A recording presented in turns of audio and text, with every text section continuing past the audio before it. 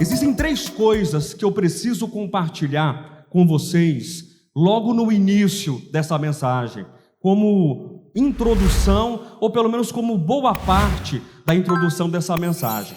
Essas três coisas, esses três elementos, são os elementos que, de certo modo, eles fizeram com que este encargo da mensagem, o encargo daquilo que vai ser ministrado, surgisse e brotasse no meu coração.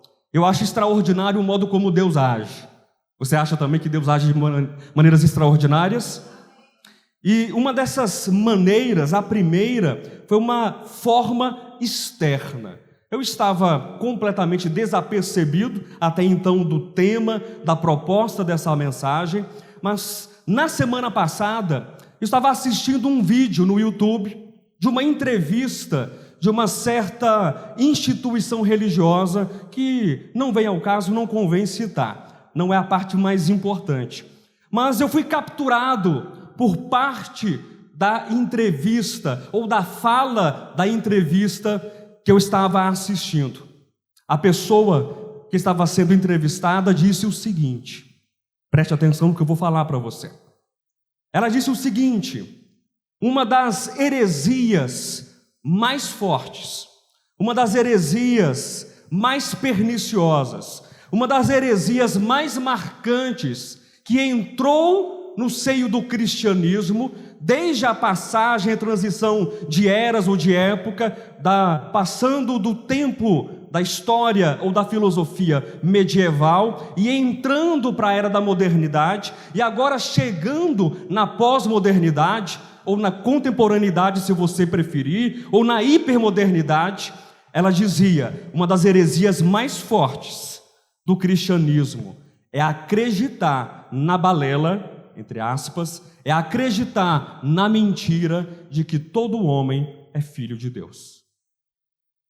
E eu fiquei pensando, pastor Alexandre, numa autoridade, numa pessoa com uma ampla formação acadêmica, dizendo algo sobre isso, que esta heresia é forte, e aqueles que estão defendendo esta heresia, que segundo esta pessoa, nasceu lá atrás, séculos atrás, no gnosticismo, e para quem não sabe, o gnosticismo é uma corrente ou uma filosofia de pensamento que defende, grosso modo, ou em linhas gerais, que o homem, ele pode alcançar a salvação em si mesmo e de si mesmo, em linhas gerais. E como isso acontece? O gnosticismo assim ensina, o homem em um processo de autoexame, um homem no processo de mergulho em si mesmo, ele pode alcançar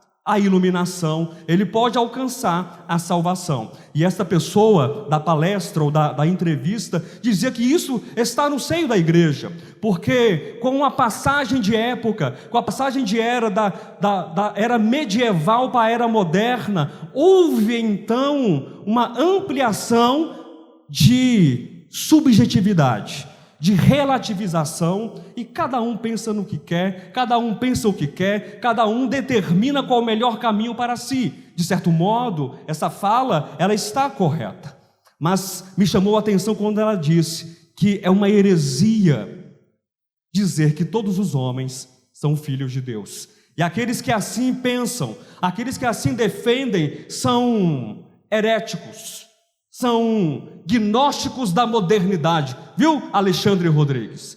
Gnóstico da modernidade. São universalistas, todo mundo vai ser salvo e Deus não tem mais régua de medida, Deus não tem mais padrão, Deus não tem mais importância alguma, porque você descreve o modo como é a verdade de acordo com os seus princípios. E ela dizia que isso é um grande absurdo, é um disparate, porque a verdade, de acordo com essa pessoa, ela é extrínseca. Até decorei essa palavra bonita, né? A verdade é extrínseca ao homem. A verdade jamais poderá estar dentro do homem. E aquilo me fez pensar. Sabe quando você escuta uma coisa e aquilo te incomoda? Já passou por isso alguma vez? E você fica incomodado. E eu fiquei essa semana toda incomodado. E eu não sabia a razão do meu incômodo.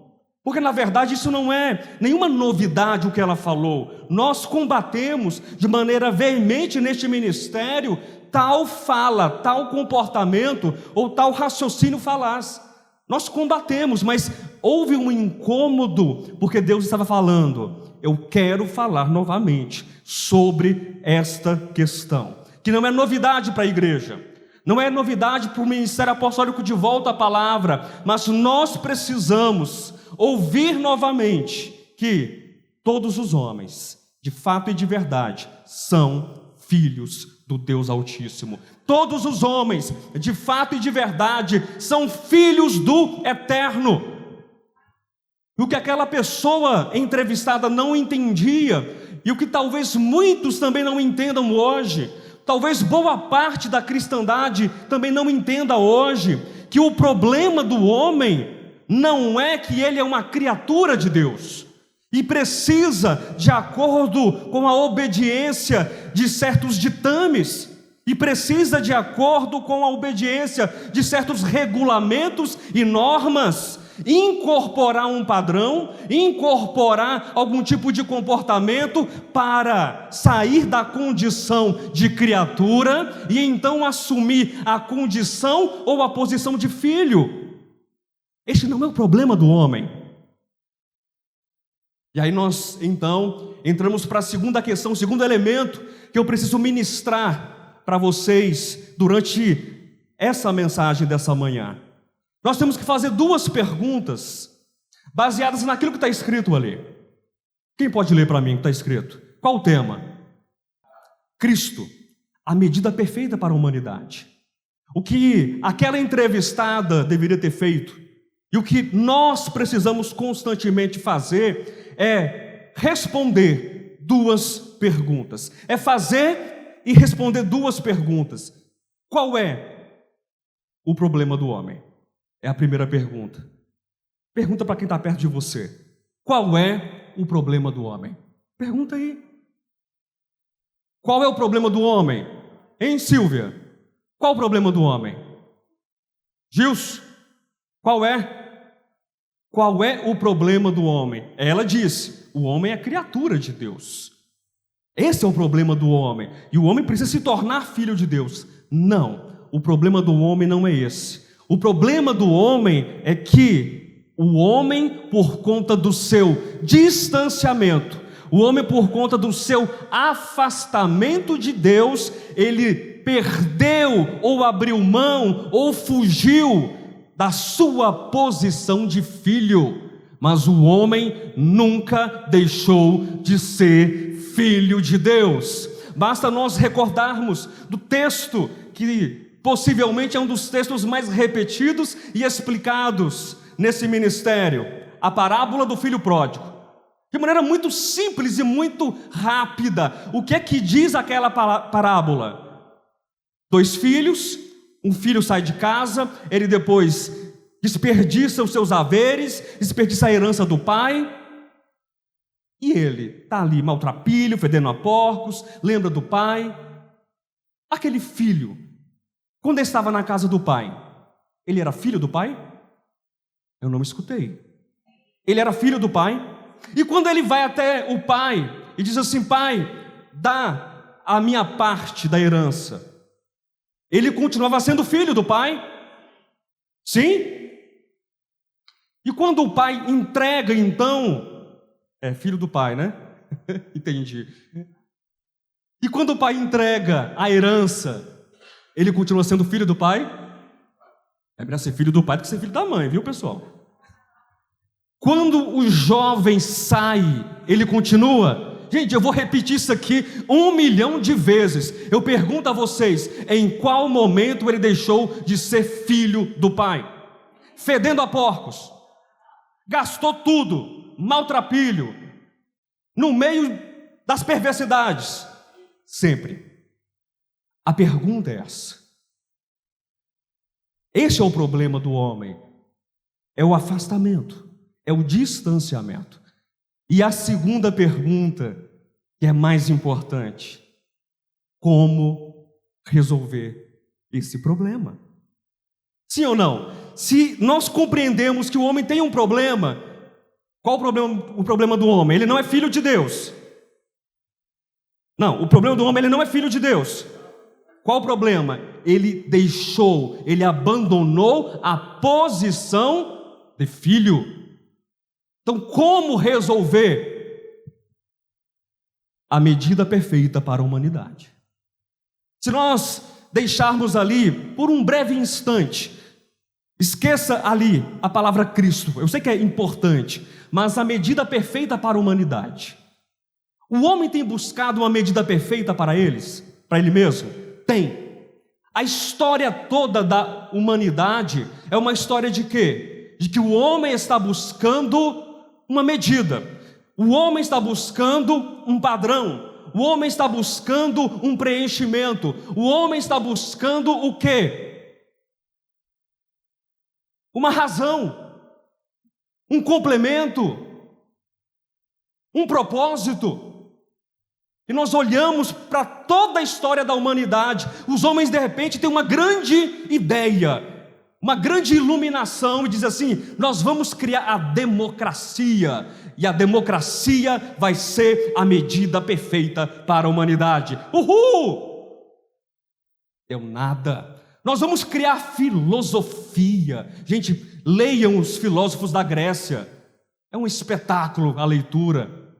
Leiam Platão, leiam Aristóteles, passem por outros períodos e resolveu.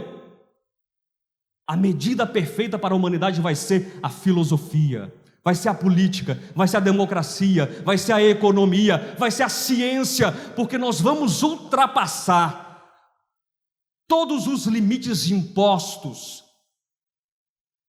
para o homem, nós vamos atingir as alturas. E aí, resolveu o problema do homem? Não resolveu.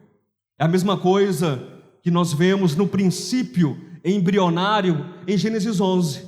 Quem lembra do capítulo de Gênesis 11? A construção da Torre de Babel. Vocês sabiam que toda essa história de buscar uma medida de preenchimento fora de Deus, em si mesmo, começou lá em Babel? Em Gênesis 11?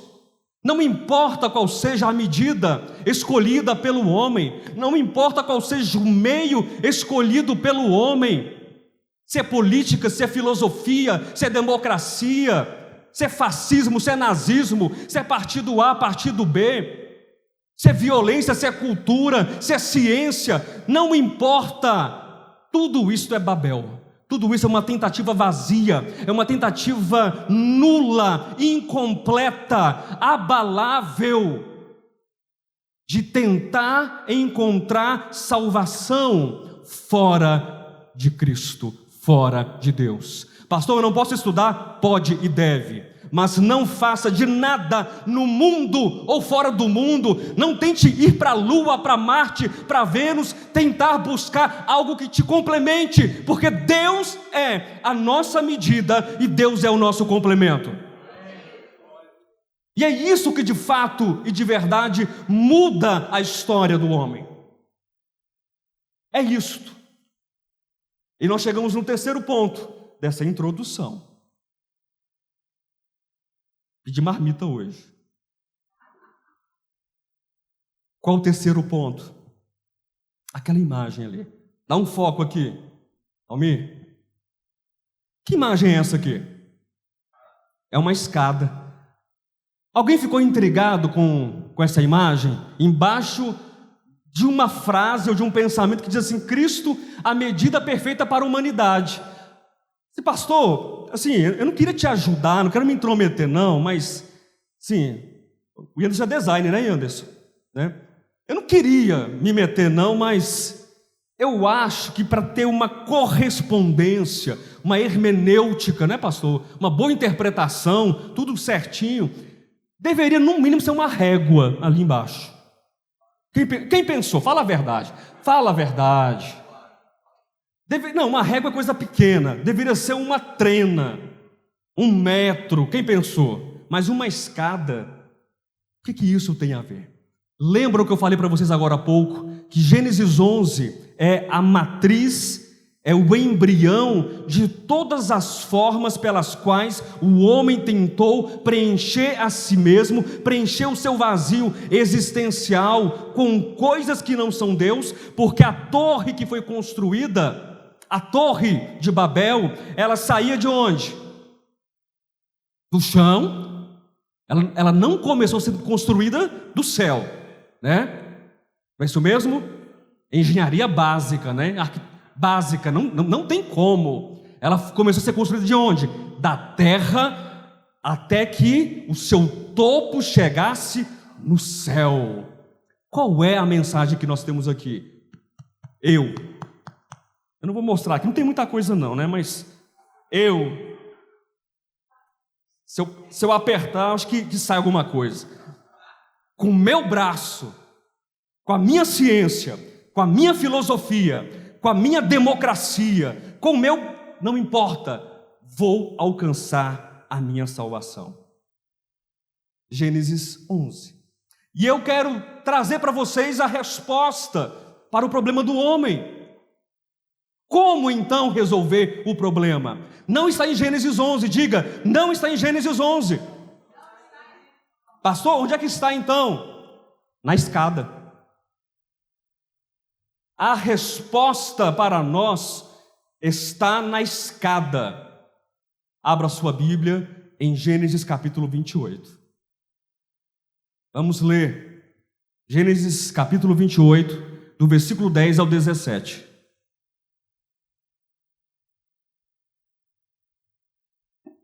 Quem achou, diga amém. Partiu Jacó de Berseba e seguiu para Harã. E tendo chegado a certo lugar, ali passou a noite, pois já era sol posto. Tomou uma das pedras do lugar, fê-la seu travesseiro e se deitou ali mesmo para dormir. E sonhou. O que diz o texto? E sonhou. 2 pontos. O que vem depois de 2 pontos, turma de hermenêutica e de leitura filosófica? Tá, então depois de 2 pontos, está dizendo o que foi que ele sonhou? Presta atenção nisso. O que ele sonhou? Eis posta na terra uma escada cujo topo atingia o céu. Pausa, pausa, pausa, pausa. Você percebe uma certa semelhança da construção do texto, desse texto, da escada posta na terra, cujo topo chega ao céu, com o texto de Gênesis, que a torre, o topo chegava ao céu. Eu estou tentando imprimir uma ideia não existente aqui. Me ajudem. Vocês fazem parte de uma turma de leitura. Eu estou imprimindo uma ideia não existente aqui.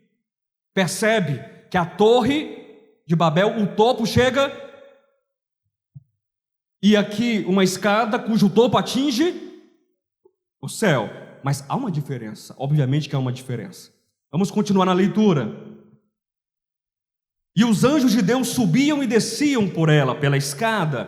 Perto dele estava o Senhor, e lhe disse: Eu sou o Senhor, Deus de Abraão, teu pai, e Deus de Isaque. A terra em que agora estás deitado, eu darei a ti e a tua descendência. A tua descendência será como o pó da terra, estender-se-á para o oriente, para o ocidente e para o oriente, para o norte e para o sul. Em ti e na tua descendência serão abençoadas todas as famílias da terra. Eis que estou contigo e te guardarei por onde quer que fores, e te farei voltar a esta terra, porque te não desampararei, até cumprir eu aquilo que te hei referido. Despertado Jacó do sono, disse: na verdade o Senhor está neste lugar. E eu não o sabia, e temendo disse: quão temível é este lugar! É a casa de Deus, a porta dos céus. Diga amém.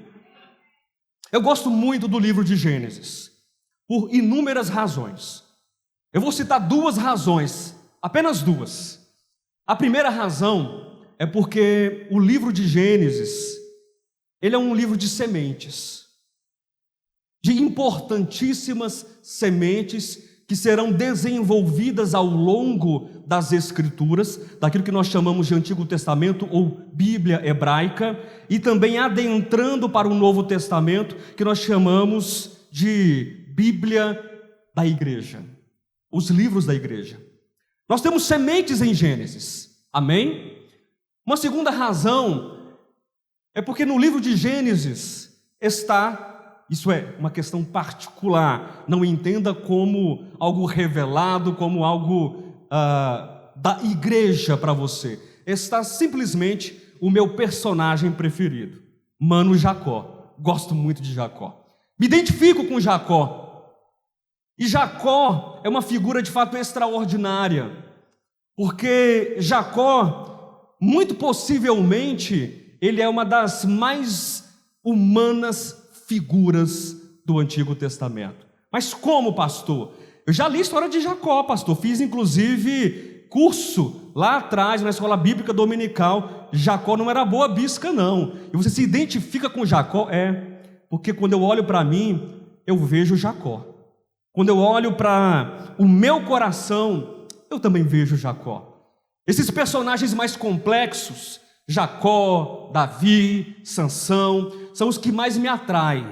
Embora eu seja muito certinho por fora, eu sou muito tortuoso por dentro.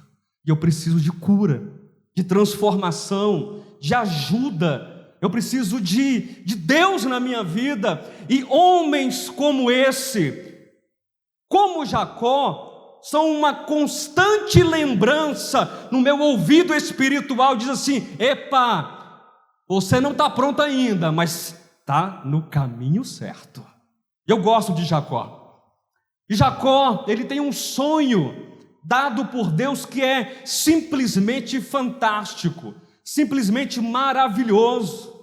É chamado a escada de Jacó, o sonho de Jacó. E porque eu gosto também desse sonho, desse personagem, porque é uma profecia. Escute isso com atenção. O sonho de Jacó é uma profecia. E uma profecia de uma amplidão, uma profecia de um alcance extraordinário. Porque essa profecia ela se cumpre no primeiro momento na própria vida de Jacó. Amém?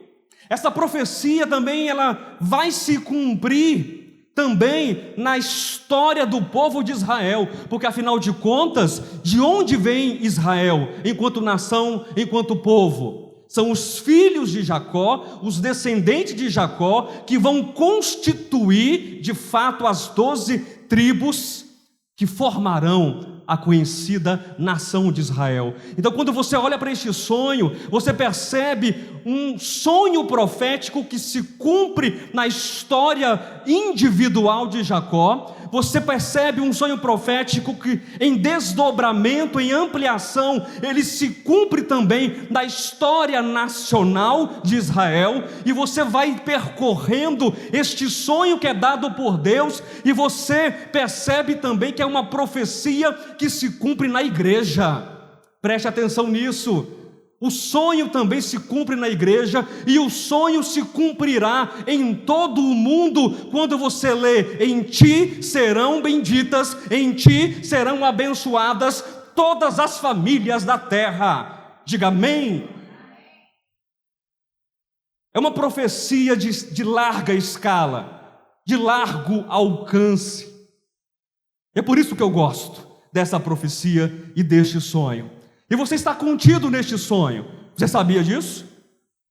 Você sabia disso? Que você está contido neste sonho, pastor? Mas eu não vi nada disso, pastor. Eu já li esse texto aqui dezenas de vezes. Eu consigo encontrar o nome de Jacó, mas eu procurei o meu nome Eu não consegui encontrar meu nome. Será que é gematria? Será que nos originais ali hebraicos eu vou conseguir, se eu espremer, se eu traduzir, se eu converter as letras, eu vou conseguir achar meu nome? É disso que você está falando? Não, nós estamos incluídos neste sonho profético porque nós somos parte dos bem-aventurados, parte dos benditos de Deus, que foram alcançados pela promessa que Deus fez a Abraão, que Deus confirmou a Isaac, e Deus também confirmou novamente a Jacó. Nós somos herança, nós somos eleitos, nós somos descendência, nós somos fruto daqueles que foram chamados pela fé em Deus.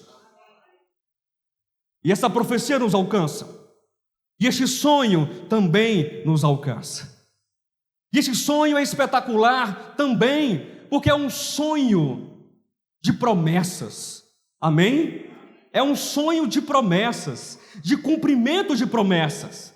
Você percebe quando diz aqui, depois dos 2 pontos, versículo 12: eis posta na terra uma escada cujo topo atingia o céu. E os anjos de Deus subiam e desciam por ela. Perto dele estava o Senhor e lhe disse. Quem disse para Jacó? Algo que nós veremos depois de mais 2 pontos, né, Gilson? Quem foi que disse alguma coisa para Jacó? O Senhor. E o que o Senhor começa a dizer? Eu sou o Senhor, Deus de Abraão, teu pai, e Deus de Isaque. A terra em que estás agora deitado, eu te darei a ti e a tua descendência. Você percebe que existe aqui uma confirmação de promessa? Vocês sabiam que a promessa da terra, da chamada boa terra de Canaã, foi feita em primeiríssima mão a Abraão? E depois foi confirmada para Isaac? E agora? O que Deus está fazendo aqui nesse sonho profético? Epa, vem cá meu garoto. Aquilo que eu disse lá para o seu avô, aquilo que eu disse para o seu pai, eu estou repetindo para você, porque eu sou um Deus de promessa. Eu sou um Deus que não mente. Eu sou um Deus que não se arrepende do bem que eu pretendo fazer e realizarei sobre o homem, sobre a humanidade. Preste atenção nisso. A história de Jacó está repleta de sementes, meu irmão. Esse sonho, ele é um sonho de bênçãos, é um sonho de promessas, é um sonho de multiplicação de vida. Tudo isso está contido no sonho. Mas muito possivelmente existe um detalhe, preste muita atenção nisso, que passa desapercebido quando nós olhamos para este relato. Quando nós olhamos e lemos este sonho. É um sonho de promessa? Sim ou não? É um sonho de multiplicação, de vida, de ampliação? Sim ou não? É um sonho de bênção sem medida? Sim ou não? Pastor, o que falta enxergar nesse sonho? Que a gente não está enxergando, pastor. Este sonho é um sonho de retorno. Este sonho também é um sonho de retorno. Está escrito isso no sonho? Nas palavras de Deus? Versículo 14. A tua descendência será, pontinhos, pontinhos, pontinhos, e vai acrescentando. Em ti, na tua descendência, pontinhos, pontinhos, pontinhos. Versículo 15. Eis que estou contigo. Pontinhos, pontinhos, pontinhos, pontinhos. Te guardarei. Pontinhos, pontinhos, pontinhos, pontinhos. E te farei voltar. E te farei voltar. Esse sonho, essa profecia, é um convite para um retorno. E eu acho muito interessante, queridos, que existem alguns elementos aqui, nesse sonho, nessa narrativa, que eles se misturam com a história da igreja, se misturam com a história do homem, e portanto, eles pertencem a mim, eles pertencem a você, eles pertencem a todos nós. O grande problema do homem, e eu dizia isso bem no início, a pergunta que nós precisamos fazer, e não apenas fazer, mas também responder. O problema do homem não é que ele não é filho de Deus. O problema do homem é que ele fugiu, ele se distanciou, ele virou as costas para Deus, ele abandonou o princípio da fé e da verdade em Deus. Mas essa história do sonho, da revelação profética que Deus dá para Jacó, é uma história que fala de muitas coisas, de promessas cumpridas, de bênção sem medida, de uma descendência humana e também espiritual incalculável, mas também é um texto, é um sonho, é uma revelação que fala: ei, eu sei que é difícil para vocês, eu sei que vocês caíram, eu sei que vocês têm dificuldade. É Deus falando para Jacó, é Deus falando para o Josué, é Deus falando para o Pedro, é Deus falando para Vera, é Deus falando para a Líbia: eu vou fazer você voltar. E não é de qualquer modo. Deus não é o tipo de pai, Deus não é o criador, que ele fica a um tiro de distância. Vai, pode ir. Estou te olhando bem daqui, viu? Você estava me escutando? Aí você está lá na frente, 1 quilômetro. Ó, papai está aqui. Deus. Vem cá, Pedrão. Sobe aqui. Mas é ligeiro, Pedro. Usa essas pernas compridas que Deus te deu. Deus é aquele que diz assim: eu vou fazer você voltar. Vou fazer você voltar. Para onde? Não se esqueça do contexto. Lembram que Jacó estava fugindo do irmão dele? Porque Jacó fez um lance meio perverso. Vocês lembram da história, gente? Eu não vou contar a história toda. Ele enganou o irmão e tirou o direito da primogenitura. Ele estava fugindo de quê? Medo de morrer. E aí Deus dá um sonho para Jacó. Uma escada bonita, anjo desce, anjo sobe. Está entendendo? Coisa boa. E aí Deus fala: olha, vou multiplicar a descendência. Todas as nações da terra serão benditas em ti.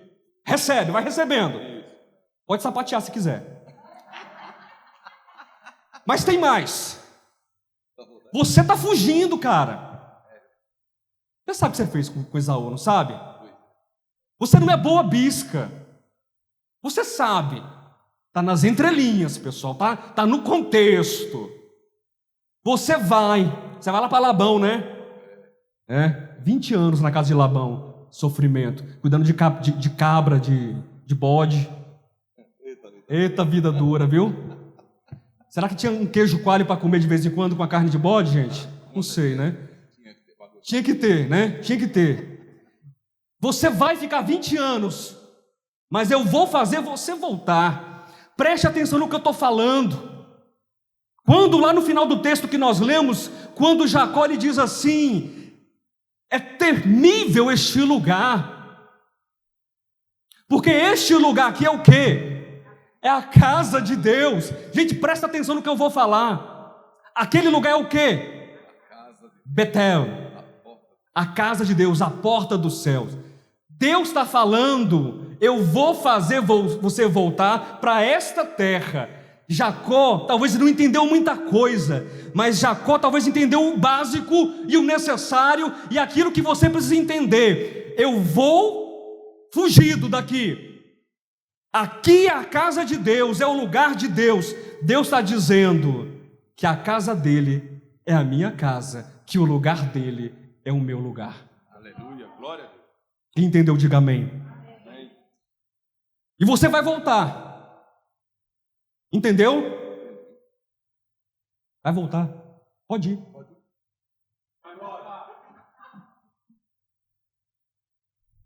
Voltou. Deu certo a volta dele? O que aconteceu? O que aconteceu com essa volta desse Jacó aí? Alguém pode dizer, de acordo com o texto? Eu vou te ajudar, vou ajudar vocês. Eis que eu estou contigo, te guardarei por onde quer que fores, e te farei voltar a esta terra, porque te não desampararei. Estar contigo, guardar, estar com você onde quer que for, não desamparar. Vem cá, Pedro, usa as pernas compridas que Deus te deu. Corre, corre, Pedro. Agora vem cá, Pedro. Para que academia? Vem cá. Você vai voltar.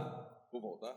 Eu fiz uma promessa para o seu avô, para o seu pai, e para você agora, eu estou dizendo que tudo o que eu falei é verdade, e eu vou cumprir, porque eu sou Deus. Em ti serão benditas todas as famílias da terra. Você vai ter uma grande multidão saindo de você. Sei que você não entende, mas elas serão numerosas como a areia da praia e como as estrelas do céu. É carne, é sangue, mas é espírito e verdade. E você vai voltar, e eu vou estar contigo, onde quer que você for, onde você pisar a planta do teu pé, eu vou com você até o fim. É isso que Deus fez, e é isso que Deus faz conosco. E é isso que traz sentido à vida espiritual. É entender, é descobrir, ou redescobrir, se for necessário, que nós não estamos sozinhos, que Deus é o nosso amparo, que Deus é o nosso acompanhante, que Deus é a nossa luz, é o grande farol que brilha nas densas trevas, que Deus é a nossa bússola, que Deus é o nosso mapa, que Deus é aquele que vai conosco todos os dias, não é de vez em quando, meu irmão. Todos os dias a palavra do Senhor declara para Jacó, para você, para mim, para todo aquele que nele crê: eu estarei com você onde quer que fores. E há algo espetacular também nesse texto, em relação a essa escada, porque essa escada é o próprio Cristo. E a gente se pergunta, mas como é que isso vai acontecer? Porque eu olho para mim, já olhou para você e se decepcionou? Já. Porque Deus, todo dia, você faz parte da minha turma, viu, Anderson? Vamos trocar umas figurinhas depois. Acho que você gosta de Jacó também, não gosta? Sabia. Gente torta gosta de Jacó. Pois é, manca. Mas aquele mancar valeu a pena, viu? Um mancar depois do toque de Deus. Mas isso aí é uma outra mensagem. E o que acontece? Cristo é a escada. O próprio Cristo declara para Natanael, em João, no Evangelho: olha, você vai ver os anjos de Deus subindo e descendo pelo Filho do Homem. Eu sou a escada. Ele retoma a profecia e diz assim: eu sou o cumprimento da profecia, eu sou o elo, eu sou a ponte, eu sou a porta, eu sou a entrada, para que todo aquele que é torto, todo aquele que é pecador, todo aquele que não faz as coisas, sabe, direito e tem medo de fracassar, é para você. Eu sou essa escada, essa ponte, esse caminho que irá te conduzir de volta à posição de filho. Glória a Deus. Eu estava lendo esse texto e pesquisando inúmeras referências, alguns dados, alguns comentários, e eu me deparei com uma informação de uma determinada tradição rabínica a respeito desse texto, a respeito da escada. E essa tradição rabínica dizia o seguinte, que para nós, entender esse nós, para eles, ok? Para nós, judeus, essa escada do sonho de Jacó, Sulam e Yaakov, significa fundamentalmente duas coisas. A primeira, essa escada é uma representação dos atributos de Deus. Diga amém. Eu acredito que os judeus, eles têm certa autoridade para falar dos textos hebraicos. Quem concorda comigo? Então, uma primeira representação dessa escada é que ela representa o quê? Os atributos de Deus. E uma segunda representação, conforme essa escola rabínica diz, essa escada representa a intercessão do justo. A tradição rabínica não diz que esta escada representa a intercessão dos justos. Ela representa a intercessão do justo, que para eles é o Mexiá, é o Messias, é o servo do Senhor, é o braço de Yahvé. Isso é lindo, não é lindo? Porque eu fico espantado com a promessa e fico feliz. Eu fico espantado em saber que nós somos abençoados e fico feliz. Eu fico espantado com tudo que está no texto, mas eu fico espantado com a minha incapacidade. Eu fico terrivelmente espantado com a minha pequenez. Eu fico terrivelmente escandalizado comigo mesmo. E aí eu pergunto, como é que eu volto? A escada está aí, mas como é que eu faço? E aí a gente lê o texto. Vamos lá para Efésios capítulo 4, versículo 13. Que foi o texto de abertura, queridos. E esse texto, ele gera em mim, entenda, eu estou falando como humano. Ai, pastor, você é outra coisa? Não, graças a Deus eu sou isso.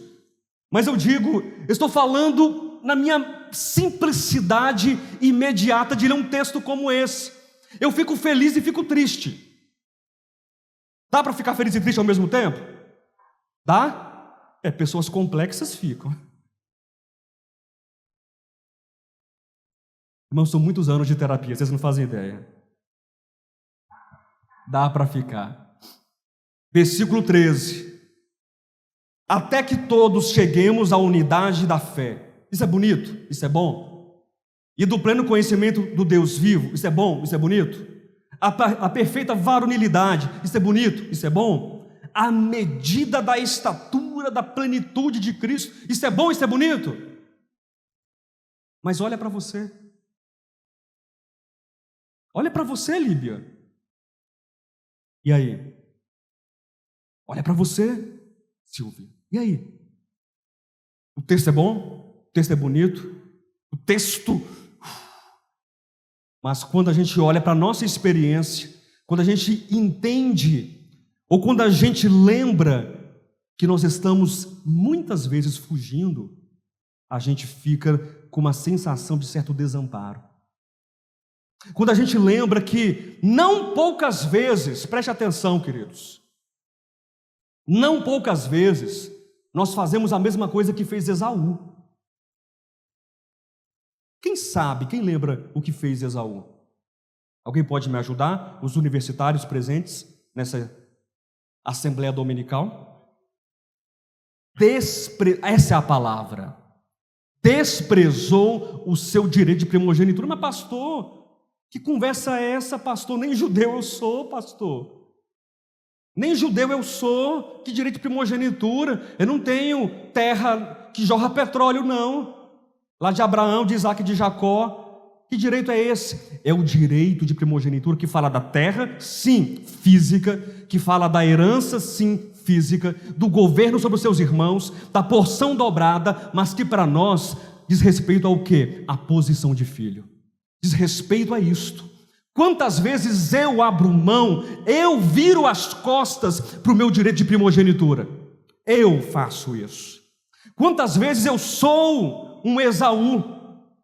Quantas vezes eu sou um Jacó que tenta ludibriar, que tenta enganar, que tenta fazer, sabe, aquele jeitinho e depois foge com medo e com culpa. Mas Deus nos trouxe aqui para nos libertar dos nossos passados. Deus nos trouxe aqui para nos libertar das amarras, dos traumas, das algemas do pecado, das algemas de uma consciência caída. É isso que Deus está fazendo conosco, quando Ele disse para Jacó, e ele estava então reverberando profeticamente também para você, para mim e para cada um de nós. Eu estarei com você, te libertando, te amparando, te ajudando, te conduzindo, sendo o teu socorro, o teu pão, a tua água, o teu alívio e o teu refrigério. E nós não enganamos Deus, meu querido. Ele sabe que você é torto, Ele sabe que você é perverso, Ele sabe que você falha, Ele sabe que você se engana e engana, Ele sabe que você muitas vezes vende o direito de primogenitura por um prato de miojo, de tomate. Ninguém merece.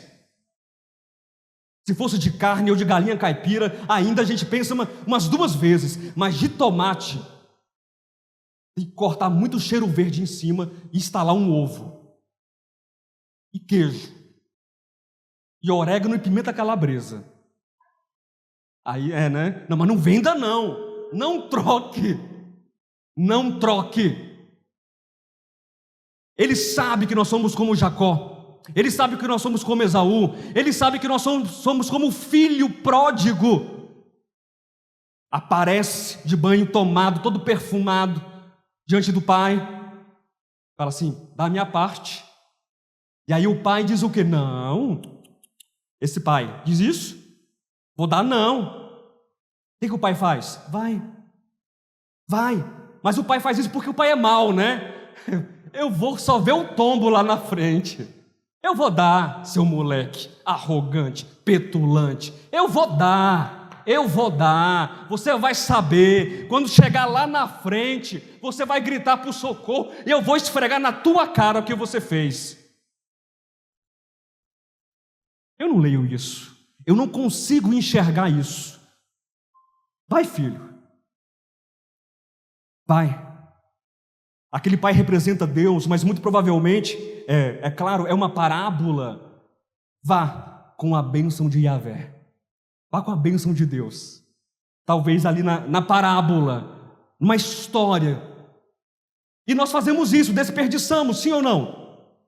Nós fazemos também muitas vezes como o filho mais velho.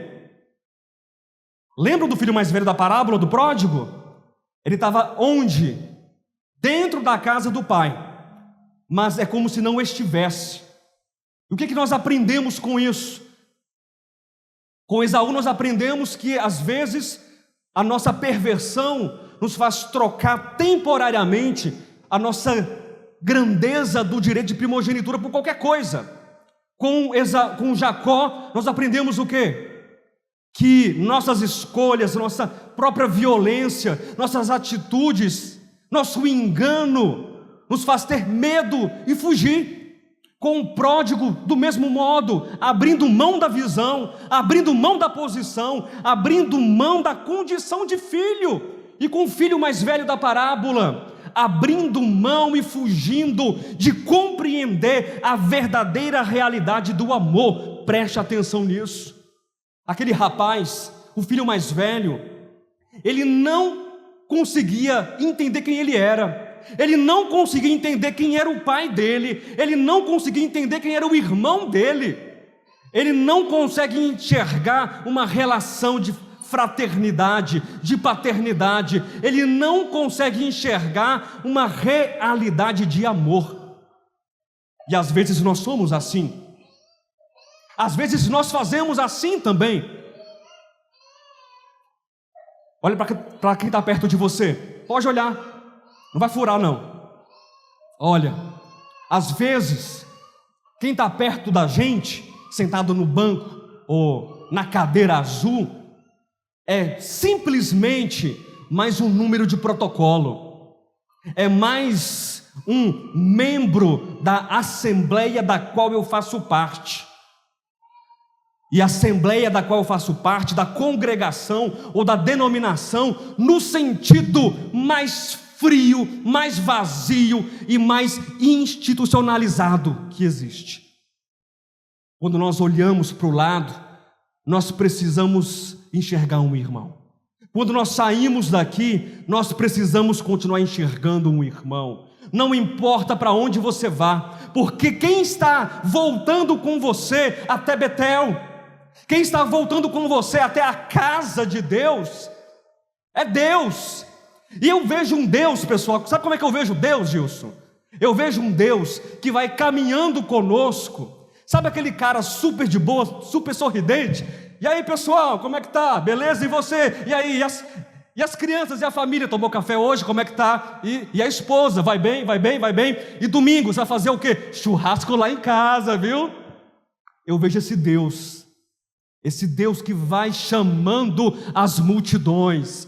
Eu vejo esse Deus que vai passando no islamismo. Eu vejo esse Deus que vai passando no budismo, no cristianismo, no protestantismo, vai passando em todos os lugares e nos acompanhando e falando: venham todos e comam abundantemente e bebam abundantemente, porque é de graça, porque eu sou a vida eterna. É esse Deus que eu enxergo. Não é um Deus fechado, malandro, um Deus carrancudo, um Deus que mede as pessoas com uma régua ou com algum tipo de coisa estranha. Não, mas é um Deus que fala assim: ó, tem uma escada, a escada é meu filho, a escada é Cristo, é a plenitude de Deus, e todos alcançarão a estatura, a perfeita varonilidade de Cristo Jesus. Mas como? E aí, porque isso faz parte dos atributos de Deus, sim ou não? Aí eu olho para mim e eu não vejo os atributos tão desenvolvidos. Eu olho para o texto de Efésios 4:13, eu olho para o texto de Hebreus 1:3, que Cristo é a imagem perfeita e exata de Deus. Eu olho para Colossenses 2:9 e lembro que nele habita corporalmente toda a plenitude da divindade. Eu lembro de João 8, que ele perdoa a mulher pega em flagrante adultério. Eu olho para João 4, para a mulher samaritana. Eu olho para todos os textos e eu fico sufocado agora, quando olho para mim. Mas não se esqueça que, para essa tradição que eu referi para vocês agora há pouco, a escada não é apenas uma representação dos atributos de Deus. A escada também é o quê? Quem se lembra? Fala bem alto. A intercessão do justo. Abra sua Bíblia em Romanos, capítulo número 8. Eu vou ler um modo, eu vou apresentar para você. Sei que você conhece, mas vale a pena. A gente sabe aquela pessoa que sempre vale a pena conhecer de novo? Sabe quem é? Jesus. Eu vou ler para você, e se você quiser glorificar, você pode. Se você quiser dar amém, você também pode. Enquanto eu vou lendo o texto, porque o que eu vou ler é a essência da intercessão de quem? Do justo. Romanos 8. Posso ler? Quem intentará acusação contra os eleitos de Deus? Para e pensa um pouco. Tem pessoas que te condenam? Tem pessoas que condenam você? Que falam mal de você? Tem? Perto, de longe? Tem? Tem. E o diabo faz isso? Os anjos caídos fazem isso? E os demônios? E muita gente? Pois é. Quem intentará acusação contra os eleitos de Deus? É Deus. Deus. Sabe aquele Deus que deu o sonho para Jacó? O sonho foi dado por Deus, não foi do inconsciente de Jacó. Acredite você no que você quiser, inconsciente coletivo ou pessoal. E o Anderson, você entendeu? O sonho não brotou da alma de Jacó. O sonho não brotou das estruturas psíquicas de Jacó. O sonho não brotou de um almoço mal resolvido, porque comeu mais do que podia. O sonho brotou do próprio Deus. Foi Deus quem deu o sonho. E é o Deus que diz: eu justifico. Ah, mas você vai passar a autorização para ele mesmo? O Yanderson vai? Porque se fosse eu não dava um voucher para esse rapaz, não. Eu não. Conheço a vida dele, conheço o passado dele, conheço a história dele, conheço. Para mim, não. Mas aí vem Deus e diz assim: eu assino por ele. Ah, mas prejuízo para você. E aí Deus fala: eu me garanto e garanto o Yanderson. Sou eu, Deus, quem o justifica. 34. Quem os condenará? Já assistiu Condenado alguma vez? Já te condenaram, Yanderson? Eita, Yanderson. Se essas paredes tivessem ouvidos, Yanderson, deixa abaixo. É Cristo Jesus quem morreu, ou antes quem ressuscitou, o qual está à direita de Deus e também intercede por nós. Diga amém, aleluia.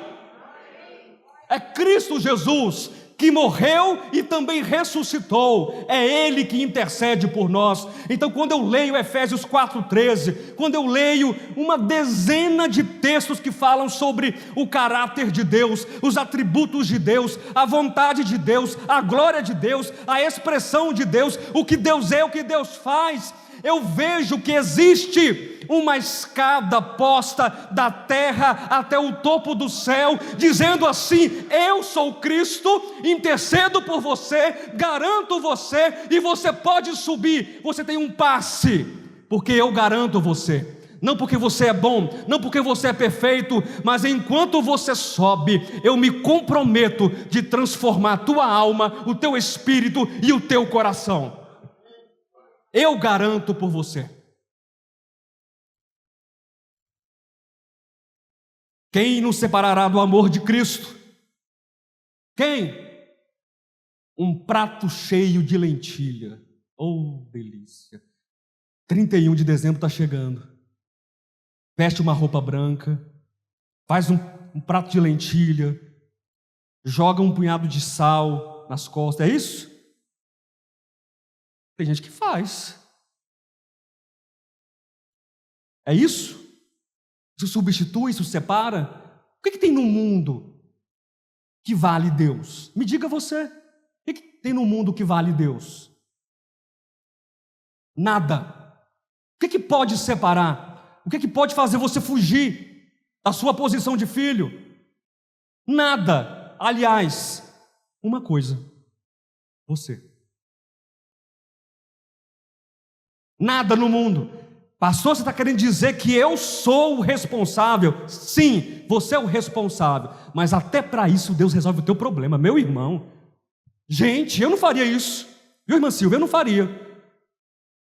Deus está dizendo: nada vai separar. A morte separa, as trevas separam, os anjos separam, os demônios separam, a eternidade separa, a altura, a profundidade separa, o demônio separa. O que separa? Nada. Aí, mas e eu? Você separa temporariamente, porque até isso Deus garante por você. Porque aquele que começou boa obra em vós há de completá-la até o dia de Cristo. E é o mesmo que prometeu para Abraão, é o mesmo que prometeu para Isaac, e é o mesmo que prometeu para Jacó, Josué e Anderson, Pedro, Vera, Adilaine, Edilaine, para todos nós. É o mesmo, ele não muda, não tem sombra, não tem variação. Ele é um Deus que não muda. Ele prometeu e ele vai cumprir.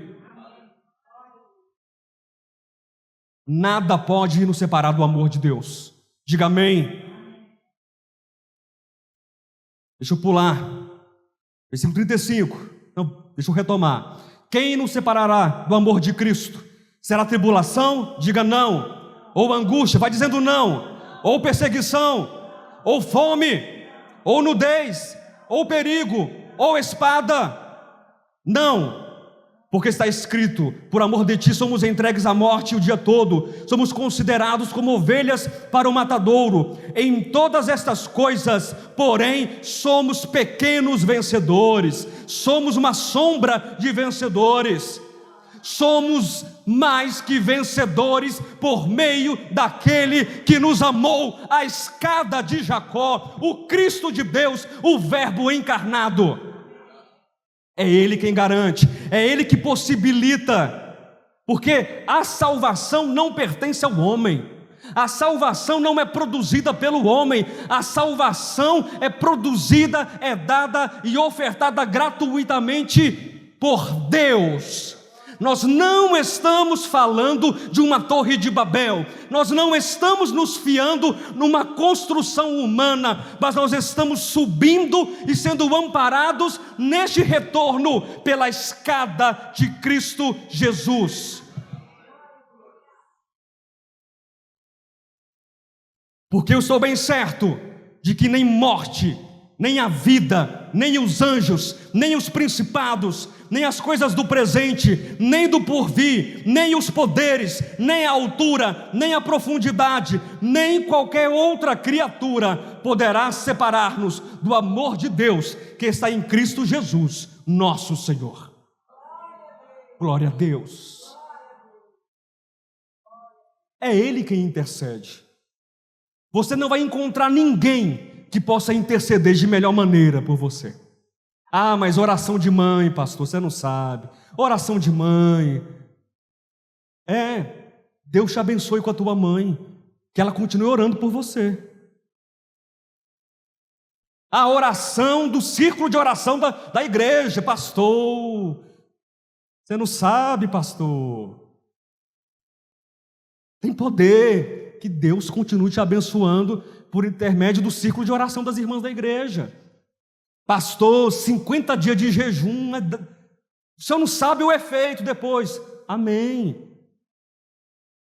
Mas nada disso é melhor, nada disso é maior do que a oração do justo, do intercessor. Sabe por quê?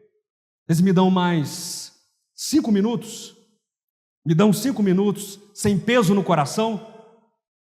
Abra sua Bíblia em Hebreus, capítulo de número 2. Sabe por que Cristo intercede com tamanha propriedade por você?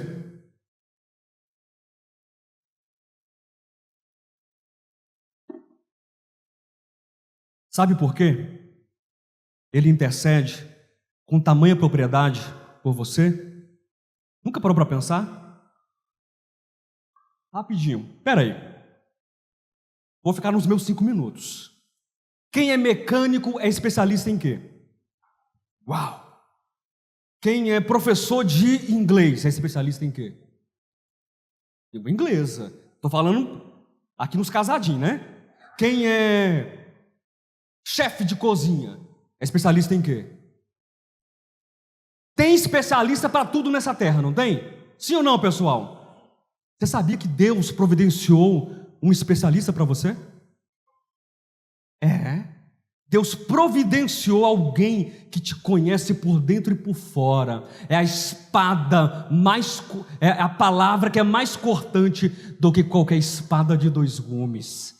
Ela é apta para discernir os pensamentos e propósitos do coração. Ela discerne, ela entende tudo. Deus providenciou um especialista em humanidade para resolver o problema da humanidade. Hebreus 2, versículo 9. Vemos, todavia, aquele que por um pouco, tendo sido feito menor que os anjos, Jesus, por causa do sofrimento da morte, foi coroado de glória e de honra, para que, pela graça de Deus, provasse a morte por alguns homens. Por todo homem. Faz sentido, então, quando nós colocamos ali que Cristo é a medida perfeita para a humanidade? Ok. Porque convinha que aquele por cuja causa e por quem todas as coisas existem, conduzindo muitos filhos à glória, aleluia, aperfeiçoar-se por meio de sofrimentos, o autor da salvação deles. Pois tanto o que santifica, como os que são santificados, todos vêm de um só. Por isso que ele, quem é este ele aqui? Cristo. Este ele é a escada? É a mesma escada do sonho? Ele não se envergonha de lhe chamar irmãos. Ele chega para você, bate no seu ombro e fala: estou contigo e não abro, viu, brother, sister? Estou contigo, eu vou com você até o fim, e você vai chegar, porque eu sou o protótipo, eu sou o modelo, eu sou o autor e o consumador da tua salvação. Não tem erro, eu vou fazer você atravessar o rio. Te vejo do outro lado. Como? Porque eu estou com você.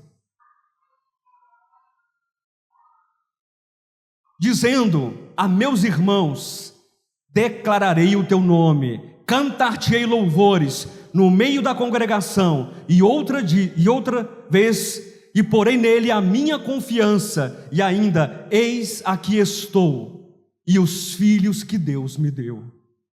Visto, pois, que os filhos têm participação comum de carne e sangue, destes também ele é especialista em humanidade. Igualmente, ele é especialista em humanidade, participou, ele é especialista em humanidade, para que, por sua morte, ele é especialista em humanidade, destruísse aquele que tem o poder da morte, a saber, o diabo, e livrasse todos que pelo pavor da morte estavam sujeitos à escravidão por toda a vida. A promessa está se cumprindo. A escada já foi posta e nós estamos subindo por ela, fiados na promessa e abençoados com tantos outros. Porque a medida perfeita é Cristo. Não para um indivíduo apenas, mas para toda a humanidade. Ele é a medida, ele é o valor, ele é a ação de Deus e a providência de Deus para todos nós.